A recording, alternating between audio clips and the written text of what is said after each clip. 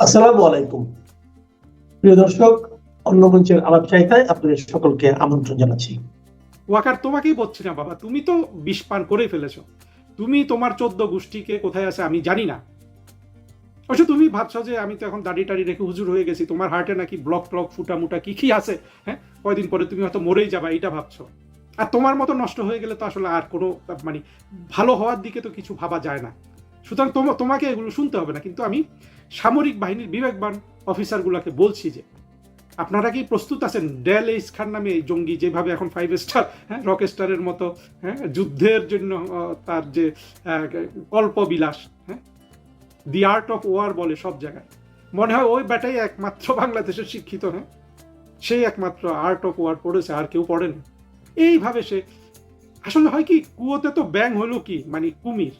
জুলাই ষড়যন্ত্র special episode সাথে আজকে আলোচনা করব জুলাইতে যারা সবচেয়ে বড় বিশ্বাসঘাতকতা করেছে, ভবিষ্যতে তারাই বাংলাদেশে সবচেয়ে বেশি বিপদগ্রস্ত হতে যাচ্ছে।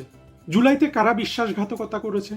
আমরা কিন্তু খোলামেলাভাবে দলগতভাবে সেনাবাহিনীর কথা জানি। সেনাবাহিনী বা সামরিক বাহিনীগুলো বলতে পারেন। আর বাংলাদেশে তো বিমান বাহিনী, নৌবাহিনী সেনাবাহিনীর একটা কমপ্লিমেন্টারি অংশ। সেনাবাহিনী সবচেয়ে শক্তিশালী, কাজেই সেনাবাহিনীর, অর্থাৎ আমরা আলোচনাটা সেনাবাহিনী নির্ভর করব, সাথে নৌবাহিনী, বিমান বাহিনী একই জিনিস হয়ে যায় আর কি। একক একক একটা প্রতিষ্ঠান হিসাবে আলোচনাটা করব।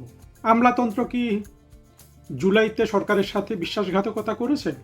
না, করেনি। যতটা মোটা দাগে তেমন কোনো বিশ্বাসঘাতকতা আমরা দেখিনি। আমলাতন্ত্র বিশ্বাসঘাতকতা করেছিল 1996 সালে বিএনপির সাথে, কিন্তু 1996 সালে তো গণ অভ্যুত্থান ছিল।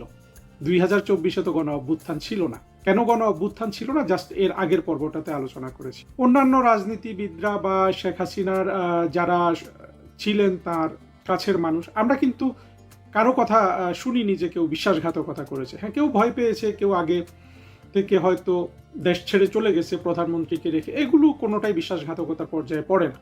রাষ্ট্রের বাহিনী হিসাবে, সিভিল সার্ভেন্ট হিসাবে, কিংবা এই ধরনের এত বিধ্বংসী বর্বর একটা আক্রমণের বিরুদ্ধে লড়ার মতো সক্ষমতা সেই মুহূর্তে, অন্তত সাইকোলজিক্যালি সক্ষমতা ছিল সেনাবাহিনীর।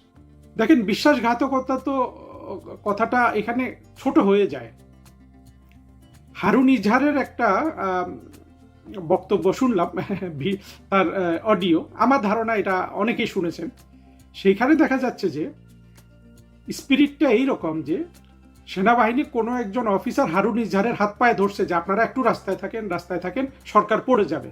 তার মানে ওয়াকার বাহিনী অলরেডি ডিসিশন নিয়েছে শেখ হাসিনাকে ফেলে দিবে। তবে এটা অলরেডি নিয়েছে বললেও কিন্তু ভুল হবে। আমরা যত দেখছি তত এটা আমাদের মধ্যে যুক্তি হিসাবে দাঁড়িয়ে যাচ্ছে যে ওয়াকার অনেকটা সারা জীবনের স্বপ্ন হিসাবে এই কাজটা করেছে। বাংলাদেশের স্বাধীনতা বিরোধী জামাতের হয়ে সে আর্মিতে ঢুকেছে। আর্মিতে ঢুকে সে আওয়ামী লীগের ধারে কাছে থাকার চেষ্টা করেছে, জেনারেল মোস্তাফিজের দৃষ্টি কাটার চেষ্টা করেছে। এতটাই দৃষ্টি কেড়েছে যে জেনারেল মোস্তাফিজ ছিলেন প্রধানমন্ত্রী শেখ হাসিনার সরকারের 1996 সালে তিনি যে সরকার গঠন করেন সেই সরকারের সেনাবাহিনী প্রধান। জেনারেল মোস্তাফিজের মেয়েকে বিয়ে করেছে। জেনারেল মোস্তাফিজ লতায় পাতায় শেখ হাসিনা, বঙ্গবন্ধু তাদের আত্মীয়। পরবর্তীতে সে এর পায়ে ধরে তার সাথে সুব্যবহার করে, অনেকের কথা বলা হয়, সেটা আমাদের এখানে আলোচনায় আনার দরকার নাই। তাদের অনুরোধে তাকে সেনাবাহিনী প্রদান করেছিলেন শেখ হাসিনা, এবং সেই সুযোগটা সে কাজে লাগিয়েছে তার আজীবনের স্বপ্ন যে জামাতের হাতে বাংলাদেশটা তুলে দিবে। ব্যক্তিগতভাবে এটা বিশ্বাসঘাতকতার দিক থেকে দেখলে দেখুন, এটা চরম মাত্রার বিশ্বাসঘাতকতা। প্রধানমন্ত্রী শেখ হাসিনার সাথে যারা কাজ করেছে, আমি তাদের যত 2-4 জনের সাথে আমার পরিচয় হয়েছে, কথাবার্তা বলেছি, প্রধানমন্ত্রী সম্পর্কে জানতে চেয়েছি, একজনকেও পাই নাই কিন্তু যে শেখ হাসিনার জন্য জীবন দিয়ে দিবে না। কেন জীবন দিয়ে দিবে? রাজনৈতিক আদর্শ না, কিংবা বড় কোনো স্বপ্ন না। জীবনটা এই জন্য দিবে যে একজন প্রধানমন্ত্রী হিসাবে, একজন জননেতা হিসাবে, একজন রাষ্ট্রনায়ক হিসাবে প্রধানমন্ত্রী শেখ হাসিনা যে স্নেহ করেন, যেই উদারতা দেখান, যেই ক্ষমাশীলতা দেখান, যেইভাবে তাদের কাজকর্ম আরও ভালো করার জন্য তিনি গাইড করেন, যেভাবে তারা শেখ হাসিনার প্রজ্ঞা আবিষ্কার করেছেন, স্নেহ পেয়েছেন, মমতার বন্ধনে আবদ্ধ হয়েছেন, প্রতিটা জিনিস এই মানুষগুলোকে ব্যক্তিগতভাবে ভীষণভাবে প্রভাবিত করেছে। এবং এইসব গল্প শুনে আমার নিজেরও কখনো মনে হয় না যে শেখ হাসিনার আশেপাশে ওয়াকারের মতো এত বড় বিশ্বাসঘাতক থাকতে পারে। মানলাম এই ওয়াকার জামাতের, ওয়াকার শৈশব থেকে স্বপ্ন দেখেছে আওয়ামী লীগকে পরাজিত করবে, ৭১-এর মুক্তিযুদ্ধের পরাজয়ের প্রতিশোধ নিবে। তবু শেখ হাসিনা সম্পর্কে যারা জানেন তারা এটাই বিশ্বাস করবেন যে এইরকম ইবলিশও শেখ হাসিনার সান্নিধ্যে আসলে ভালো হয়ে যায়। এবং আমি এও বিশ্বাস করি অনেক জামাতের অফিসার কিন্তু ওয়াকার ছাড়া এমনও হতে পারত, অর্থাৎ আপনার ৫০টা জামাতের অফিসারের মধ্যে বা ৫০০ জামাতের অফিসারের মধ্যে একজন ওয়াকার হতে পারে, ৫০০-র মধ্যে বাকি ৪৯৯ জন কিন্তু শেখ হাসিনার জন্য জীবন দিবে। এই রকম সময়ে শেখ হাসিনা যেহেতু দেশের পক্ষে ছিলেন, সেই লোকও দেশের পক্ষে দাঁড়াবে। সকল যুক্তিতে কিন্তু এটাই বলে। তাহলে বুঝতে হবে যে ব্যক্তি ওয়াকার মানুষ হিসাবে কত বড় ইবলিশ হিসাবে সে গড়ে উঠেছে। দেখুন, কেউ যদি ভাবেন যে আমি বাংলাদেশের সেনাবাহিনীকে এখানে তুলোধুনা করতে বসেছি, তারা ভুল করবেন। আমি মনে করি প্রতিটা দেশের একটা সেনাবাহিনী থাকে, বাংলাদেশেরও আছে। কিন্তু আজকে কিছু প্রশ্ন তুলব, কিন্তু সেটা এই জন্য না যে আমি সেনাবাহিনীর ক্ষতি চেয়ে এগুলা করছি। হ্যাঁ, কেউ এগুলা বলতে সাহস করবে না, সেই সাহস তো আমার আছে। এটা তো বাংলাদেশের মানুষ, অন্তত যারা আমার কথাবার্তা শুনেন বা যারা আমার আচার আচরণ জানেন তারা বোঝেন যে আমার সেই সাহস আছে। কিন্তু আমি তো বাংলাদেশের সামরিক বাহিনীগুলোরও ভালো চাই। তারা বাংলাদেশের উপযুক্ত সামরিক বাহিনী হিসাবে গড়ে উঠুক। আজকে সেটা বলতে না পারলেও ভবিষ্যতে কখনো সেই কথা বলবো। কিন্তু আজকের বক্তব্য ওটাই যে সবচেয়ে বড় বিশ্বাসঘাতক কিংবা একমাত্র বিশ্বাসঘাতক কত ধরনের বিপদ তার জন্য ডেকে নিয়ে এসে সেই আলোচনাটা করা হলো আজকের উদ্দেশ্য। যা হোক, এই ওয়াকারের পেছনে অনেক অফিসার দাঁড়ালো। আর বাংলাদেশে যেটা হয়, আসলে কোনো বাহিনী প্রধান যদি আর আমাদের তো ওই দুর্বলতা আছে, আওয়ামী লীগ বলুন, মুক্তিযুদ্ধের পক্ষে শক্তি, আমরা তো বাংলাদেশের কোনো প্রতিষ্ঠানকেই মুক্তিযুদ্ধের প্রয়োজনীয় অর্থাৎ মুক্তিযুদ্ধের চেতনা শানিত করে গড়তে পারিনি। সেখানে আসলে সামরিক বাহিনীর যে বিচ্যুতি সেটাও সেই দৃষ্টিতে দেখতে হবে। আর সামরিক বাহিনীগুলো তো দীর্ঘদিন জিয়াউর রহমান, এরশাদ এরা বড় করেছেন, খালেদা জিয়া। ফলে এখানে পাকিস্তানের পদ্ধতিতে সামরিক বাহিনী গড়ে উঠেছে, এটাও খুব একটা অপ্রত্যাশিত নয় আসলে। আবার প্রধানমন্ত্রী শেখ হাসিনার যে ১৫-১৬ বছরের শাসন, সেই সময়ও তো মুক্তিযুদ্ধের পক্ষের অনেক অফিসারও তো সেখানে ছিল। তাদেরকে বড় জোর দোষ দিতে পারি যে তারা কেউ সাহস করে এগিয়ে আসেনি। আবার সম্ভাবনা কতটুকু ছিল সেটাও বুঝতে হবে। আমরা তো জেনারেল জিয়াউল হাসানকে দেখছি যে এই রকম বীরের তো আমাদের সেনাবাহিনী জন্ম দিয়েছে। যা হোক, মূল কথায় ফিরে আসি। সেনাবাহিনী নিয়ে যেই আলোচনাগুলো আগে কখনো হয় নাই বা সাহস করে নাই, ভবিষ্যতে কিন্তু সেনাবাহিনী এই প্রতিটা প্রশ্নের সম্মুখীন হবে। বিশেষ করে ২৪-এ তার দেশবিরোধী তো নাই, দেশটা তো ধ্বংস হয়ে গেছে এবং ধ্বংসের দ্বার প্রান্তে। আপনারা দেখছেন না, তারেক রহমান খেই হারিয়ে ফেলে হ্যাঁ, মানুষের স্বপ্নে যেটা নাই, কল্পনাও যেটা করতে পারতো না, সেই কাজ তারেক রহমান করে ফেলেছে। হ্যাঁ, জাতীয় সংসদের দক্ষিণ প্লাজায় আমেরিকান রাষ্ট্রদূতকে দিয়েছে তাদের জাতীয় দিবস পালনের জন্য। দেখেন, এইরকম একটা সময়ে শেখ হাসিনা কিন্তু জঙ্গি উত্থানের চূড়ান্ত সময় পর্যন্ত মাথা ঠান্ডা রেখেছে। এই পর্যন্ত যা করেছেন মাথা ঠান্ডা রেখেছে। আর তারেক রহমানের একটা শান্তির সময় কিন্তু তার মাথা কাজ করছে না। তারেক রহমান, খলিল যারাই এই কাজটা করেছে তাদের মাথা যদি ন্যূনতম কাজ করতো, আমেরিকানরা এইটা এমনও হতে পারে যে খলিলরাই বলেছে তোমরা এখানে করো। যদি উল্টাটা হয় যে তারা এসেছে, আমরা তো সে স্বাদ দেখিয়েছে যে তোমাদের দক্ষিণ প্লাজায় আমরা জাতীয় দিবস করব, তারা বুঝে তো দেখো যে বাংলাদেশের মানুষ এখন তোমাদেরকে যে পর্যায়ে দেখে, আর তোমাদের সাথে আমাদের যেই ধরনের এখন কোঅপারেশন, আমি একদম ডিপ্লোম্যাটিক কথাবার্তায় বলছি, সেই অবস্থায় এটা করা ঠিক হবে না। আমরা চাই নীরবে আমাদের যে এঙ্গেজমেন্ট, আমাদের কোঅপারেশন, সেটা এক্সপান্ড করতে। সেটা পাবলিককে ঢাকঢোল পিটিয়ে দেখানো ঠিক হবে না। তাহলে কেন দেখালো? হয় এদের মাথা কাজ করছে না, না হলে অতিরিক্ত অহংকার এসে গেছে যে মার্কিনীদের দেখাতে হবে যে মার্কিনীরা আমাদের ছাতা। এখন দুটোই কিন্তু প্রচন্ড বুমেরাং হবে, মার্কিনীদের জন্যও বুমেরাং হবে, তারেক রহমানের জন্যও বুমেরাং হবে। সেই আলোচনা হলো যে ওয়াকার বাহিনীর বিশ্বাসঘাতকতায় কিভাবে বাংলাদেশের সামরিক বাহিনীগুলোকে দীর্ঘমেয়াদে বিপদে ফেললো।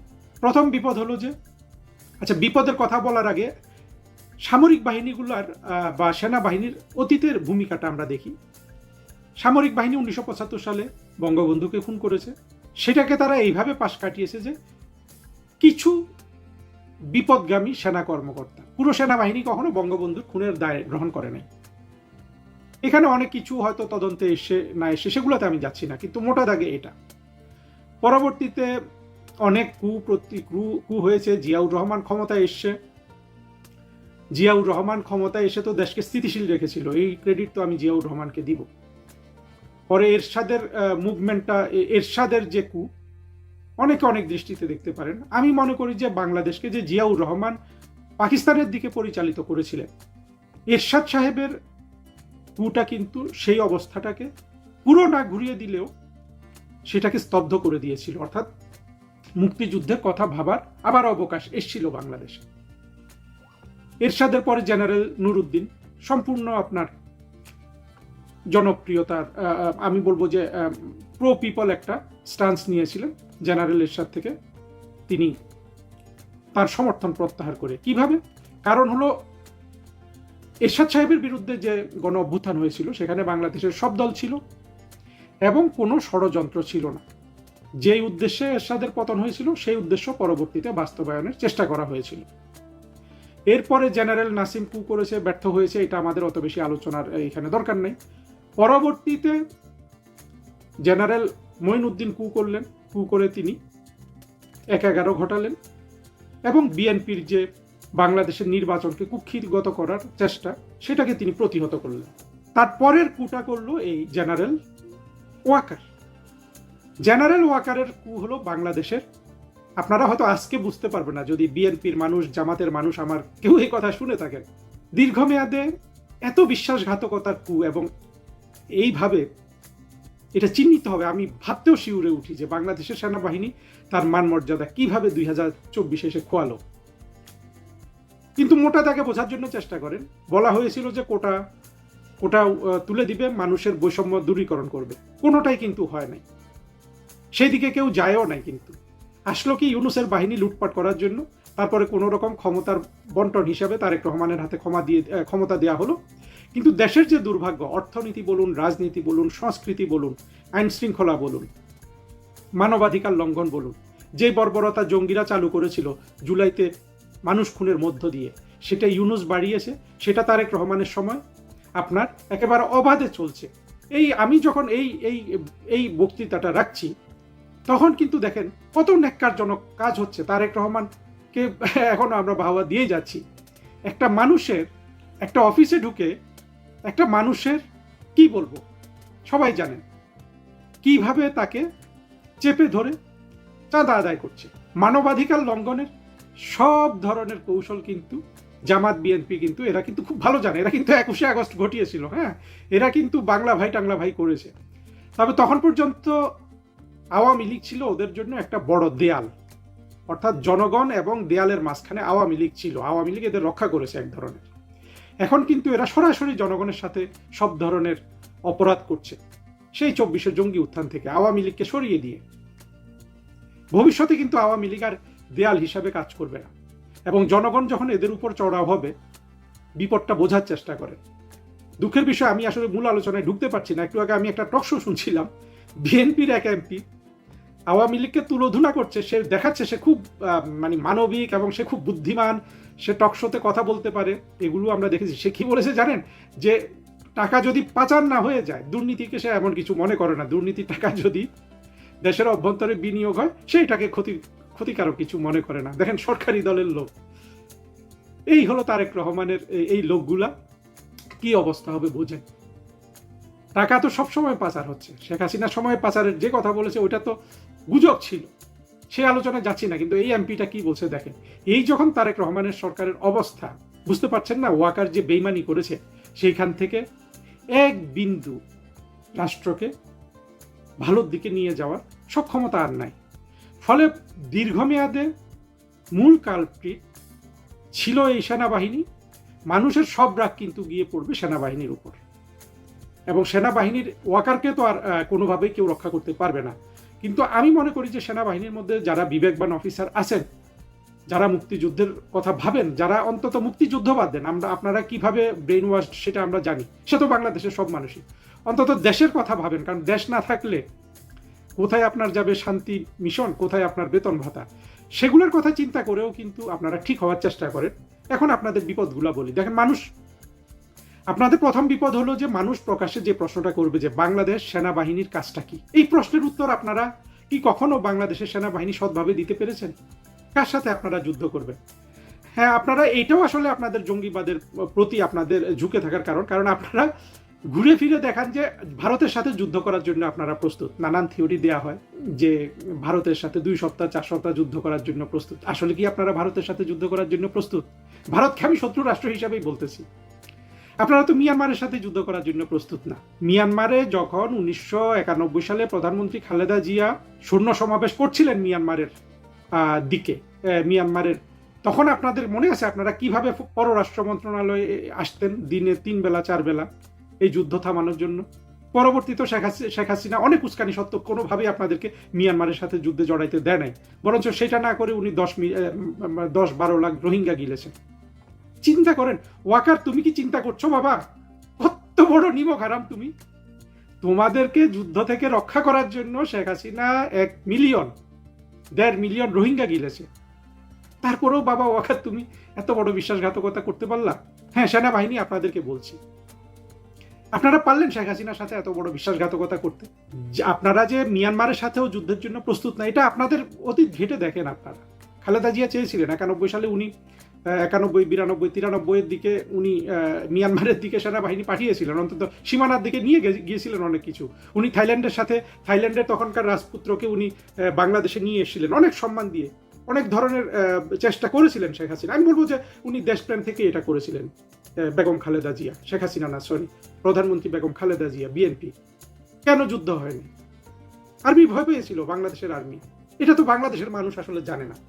জানুক না জানুক, সেনাবাহিনী তো জানে যে তারা কারোর সাথে যুদ্ধ করার জন্য প্রস্তুত নয়। পাকিস্তান তো প্রস্তুত। পাকিস্তানের সেনাবাহিনীকে যে শয়নে স্বপনে তোমরা অনুসরণ করো, পাকিস্তানের সেনাবাহিনী তো ইয়ের সাথে যুদ্ধ করার জন্য প্রস্তুত, ভারতের সাথে। বাংলাদেশের সেনাবাহিনী প্রস্তুত? আপনারা প্রস্তুত? হ্যাঁ, আপনারা বলবেন যে আমাদেরকে টাকা দাও, অস্ত্র দাও, প্রস্তুত হয়ে যাব। আমি নিশ্চিতভাবে বলতে পারি টাকা অস্ত্র সব দিলেও প্রস্তুত হতে পারবেন না। সেটার জন্য সেই 47 সাল থেকে পাকিস্তান কিন্তু নিজেদেরকে তৈরি করেছে। কিসের বিনিময়ে তৈরি করেছে? হ্যাঁ, কোটি কোটি ভিক্ষুক মধ্যপ্রাচ্যে ভিক্ষা করে। আমরা কি সেরকম চাই বাংলাদেশ যে ভারতের সাথে যুদ্ধ করব, মিয়ানমারের সাথে যুদ্ধ করব, আর আমাদের কোটি কোটি ভিক্ষুক হোক? আমরা তো সেটা চাই না। আপনাদেরও কি সে চাওয়ার আর অবকাশ আছে? বাংলাদেশকে কি পাকিস্তানের জমিদাররা পাকিস্তানকে যেভাবে কবজা রাখতে পারে, বাংলাদেশকে কি কেউ কখনো সেভাবে কবজা রাখতে পারবে? বাঙালিকে পারবে না। তাহলে পাকিস্তানের মতো আপনারা যদি স্বপ্ন দেখেন, সেটা তো দুঃস্বপ্ন, দিবা স্বপ্ন। আপনারা তো সমাজের অংশ হিসাবে সেটা দেখবেন না। এখন যখন প্রশ্নটা আসবে যে সত্যিকারে কার সাথে যুদ্ধ করার জন্য বাংলাদেশের সেনাবাহিনী প্রস্তুত, যদি একটা জঙ্গি উত্থান থামাতে না পারে, যদি শুধু জাতিসংঘে কিছু সৈনিক পাঠায়, সেখান থেকে ডলার রোজগার করে, সেটার লোভে তারা জঙ্গি উত্থান না থামায়, এই প্রশ্নগুলো এখন প্রকাশ্যে চলে আসবে। প্রতিটা প্রশ্ন সেনাবাহিনীকে বিপদগ্রস্ত করবে, সামরিক বাহিনীগুলোকে বিপদগ্রস্ত করবে। কারণ হলো বাংলাদেশের সামরিক বাহিনীগুলোর কাছে এর সদ উত্তর নাই। ওই যে জঙ্গি মোস্তাফিজ, কর্নেল মোস্তাফিজ মার্কিন যুক্তরাষ্ট্র থেকে যেই উস্কানি দেয়, কিংবা এই যে এই হাসিন হক, গোলাম আজমের ছেলে, ওরা যেই উস্কানি দেয়, সেনাবাহিনীতে যারা চাকরি করেন, আমি তাদেরকে বলবো আপনারা একটু ঠান্ডা মাথায় চিন্তা করবেন। ওই উস্কানিতে আপনারা কতটা আপনারা সেই উস্কানি গ্রহণ করে সেইভাবে গাজওয়াতুল হিন্দ করতে পারবেন? কয়জন করতে পারবেন? হ্যাঁ, আমি জানি একটা অংশ আছে যে গাজওয়াতুল হিন্দে লাভ দিয়ে পড়ে মরে তাড়াতাড়ি ভেস্তে চলে যায়, কিন্তু এই যে যত সেনাবাহিনীর সদস্য আছে সবাই কি এটাকে একমত হবে?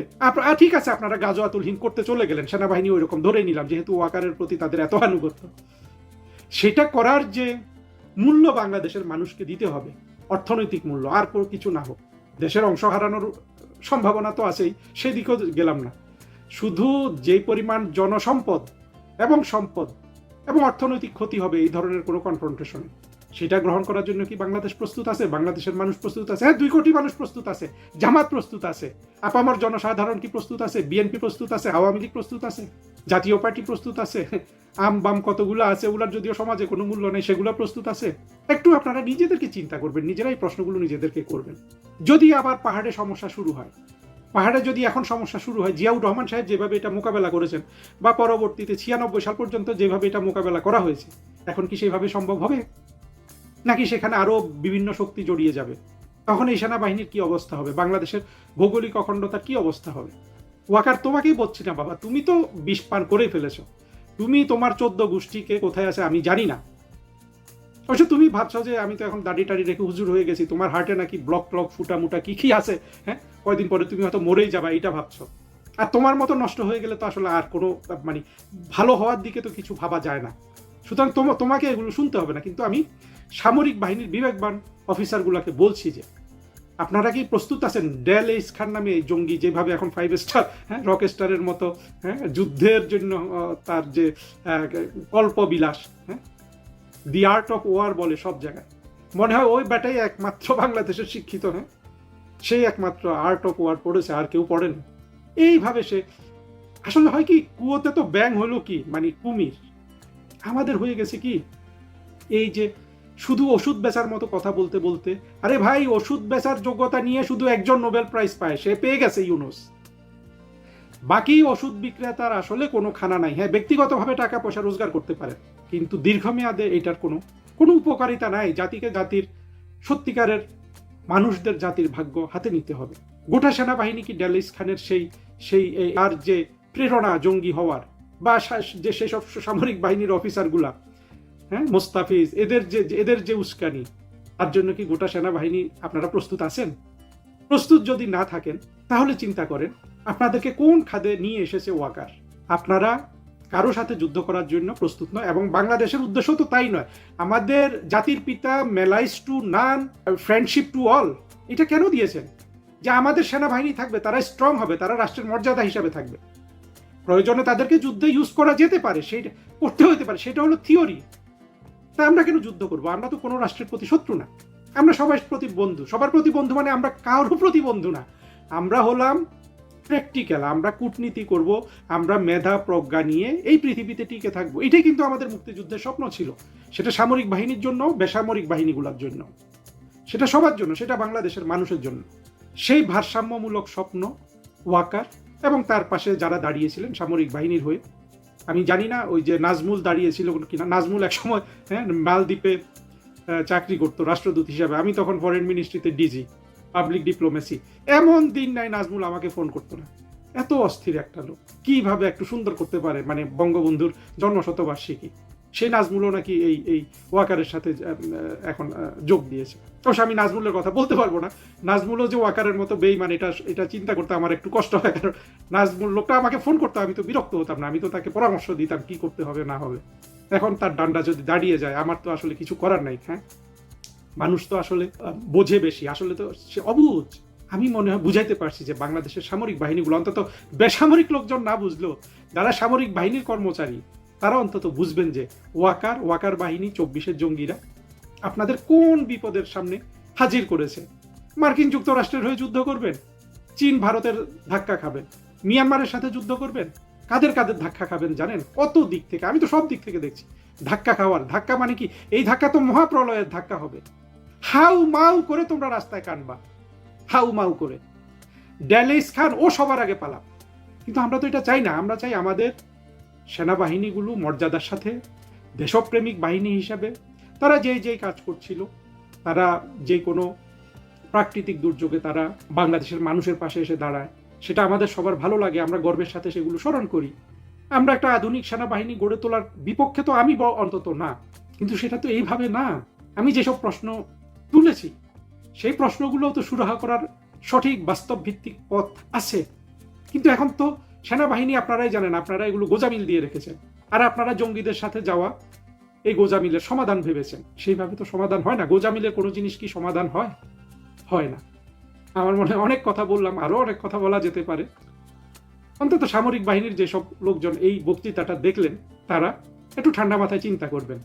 অনেক নেগেটিভ কথা বললাম, পজিটিভ কথা হলো যে আমি মনে করি বাংলাদেশের মানুষ দ্রুত তাদের ভুল বুঝতে পারবে। সবে মাত্র তারেক রহমানের সরকার তাদের কারো অন্ডকোষ চেপে দিল, আরো যে কত কি চাপবে। কারণ হলো অন্যায্যভাবে, অন্যায়ভাবে আপনার ষড়যন্ত্রের পথে মুক্তিযুদ্ধের প্রকৃত চেতনা ধারণ না করে মুক্তিযুদ্ধপন্থী বলে রাষ্ট্র চালানো অতি দুরূহ, অতি কঠিন। আমরা এটা খালেদা জিয়ার সময় দেখেছি। 91 থেকে 96, 2001 থেকে 6 উনি অর্থনৈতিক উন্নতি করতে পারেন নাই বাংলাদেশের, জঙ্গিবাদ উনি ঠেকাতে পারেন নাই। শেখ হাসিনা দুটোই পেরেছিল। এটা তো খালেদা জিয়ার দোষ না, তারেক রহমানেরও দোষ না। দোষ হলো তারা যে আন্তরিকভাবে বাংলাদেশের মুক্তিযুদ্ধের চেতনায় আসতে চান না, সেটা তাদের দোষ। এই না আসাটাও কি তাদের দোষ? কত ধরনের প্রভাব, কত সমর্থক তাদের। এই জামাত কত সমর্থক তৈরি, মানে কতভাবে মানুষকে প্রভাবিত করে, কাউকে বিএনপি করে রেখেছে, কাউকে জামাত করে রেখেছে, আবার আওয়ামী লীগের মধ্যেও কত লোক ঢুকিয়ে দিয়েছে। সবাই সচেতন হন। আমার বিশ্বাস যে আমরা যদি একটু সচেতন হই, না হলেও এটা হবে, বাংলাদেশ কিন্তু আবার মাথা তুলে দাঁড়াবে এবং এইবার কিন্তু স্বাধীনতা বিরোধীরা নিপাত যাবে। এবং আমরা যে স্বপ্ন দেখেছিলাম 1971 সালে, একটা সুখী, সমৃদ্ধ, আধুনিক, অসাম্প্রদায়িক, গণতান্ত্রিক, মানবিক মর্যাদা সম্পন্ন রাষ্ট্র গঠন, যে রাষ্ট্রে সব মানুষ একে অন্যের বন্ধু হবে, ভাই হবে, বোন হবে, পিতামাতা হবে, সবাই সুন্দরভাবে বৈচিত্র্য নিয়ে, বৈচিত্র্যের সৌন্দর্যে বসবাস করবে। সেই স্বপ্ন তো আসলে মাঠে মারা যেতে পারে না। এই স্বপ্নটা কিন্তু মানুষের স্বপ্ন ভাই। মানুষ 5 লাখ বছর ধরে এই চেষ্টাতেই এগিয়েছে, অনেক খারাপ কাজ করেছে, কিন্তু মানুষের চূড়ান্ত চাওয়া হলো ভালো হওয়া। আমি মনে করি বাংলাদেশের মানুষ, এমনকি জঙ্গিরাও হয়তো একদিন আমরা যদি ওদেরকে ভালোভাবে শিক্ষা দিতে পারি, তারাও ভালো হতে চাইবে। তারা ঘৃণা নয়, বন্ধুত্বের পথ, প্রীতির পথ বেছে নিবে। কিন্তু সে কাজটা কঠিন, এই কঠিন কাজটাই আমাদেরকে করতে হবে। এবং আল্লাহর কাছে দোয়া করি আমার বক্তৃতা যেন এই পথে কাউকে না কাউকে হেদায়েত দান করে।